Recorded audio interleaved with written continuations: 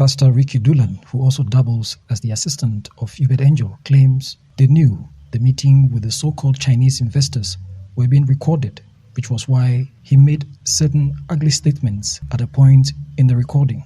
He said the main target of these investors was to see the president and record him, but they were blocked by intelligence for security reasons. They are presenting this documentary like it's a secret investigation, yet it wasn't a secret investigation. I know it, and the other people involved also know this. Yes, they placed cameras in certain angles that made it look like it was without our knowledge, but there was a prior conversation minutes before where we talked about them filming a few minutes of our conversation to tell their bosses and show their bosses this was a legitimate negotiation taking place. So we therefore thought that they'd tell us when, but now we realize that their real intentions were to record the president of Zimbabwe, but that plan failed. When the doubts were confirmed that these fakers might not have been having real intentions, the intelligence blocked them from seeing the president, whom they really wanted to see. That was the person they really wanted to see and film and record, the president. So no wonder Ambassador Angel was left in the middle with a decision to make. One, he had to make them think he was the highest person that they could have met in the country.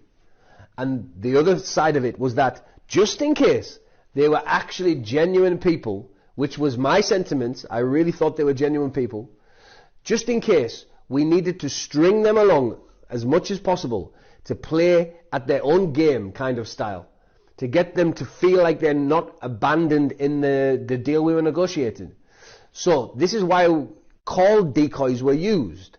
The First Lady as the First Lady and Henrietta. These, the intelligence supplied before we got into the negotiation period. And why would they do this, you might ask? It's simple. It's a simple play. It's because the people that were coming to do the negotiations were in doubt. There was doubts that they were legitimately who they said they were. So that needed to be done to test if they were legitimate on this. And they came across genuine to me. But of course, Ambassador believed the intelligence reports. He said he was shocked that Al Jazeera had to change the narrative of the documentary to portray and penalize Uebert Angel, who was trying to help Zimbabwe, his country. I love Zimbabwe. It's dear to my heart as a nation and as a people. But I am a British businessman and I don't apologize for being that. However, I'm so disappointed that a good man who is passionate about Zimbabwe is being penalized by imperialist-funded affiliates of Al Jazeera simply for trying hard to help fellow Zimbabweans. Fact, fake news media is rife and it's so active that you can never believe a narrative that mainstream media is pushing, especially one that is state-funded like Al Jazeera. He said he's not a gold dealer and therefore it was a false narrative portrayed by Al Jazeera. The documentary that's circulating right now is brutally edited to portray a false narrative. I'm not a gold dealer and I never have been. So what they're pushing is a false narrative. They then manufactured a series of conversations that they could draw out buzzwords that later they would manipulate in their video edit to frame us as illegal gold mafias.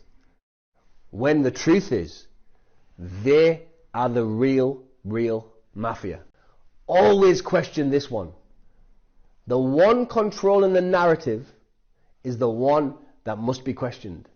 Rikki Doolan says this is a ploy to control who Zimbabwe sells its gold to. You've been wrongfully given painful sanctions. They want to control where and who you sell your gold to, and the rest of your produce too, and even the price thereof. Please wake up to the reality and the real scam that's taking place here. It's so plain to see. Anyone can hate me all they want based on a lie, but facts literally have no feelings. I love Zimbabwe and I hold it close to my heart and I always will. But I'm British first, and I might have said some very ugly statements during those films, but my statements were done as a businessman wanting to make an impactful, history-changing deal that would be remembered forever. Plus I used such words to make them feel comfortable that their investment was going to be secure. And then we use these words in business. This is how we talk in our negotiations. It's dog eat dog.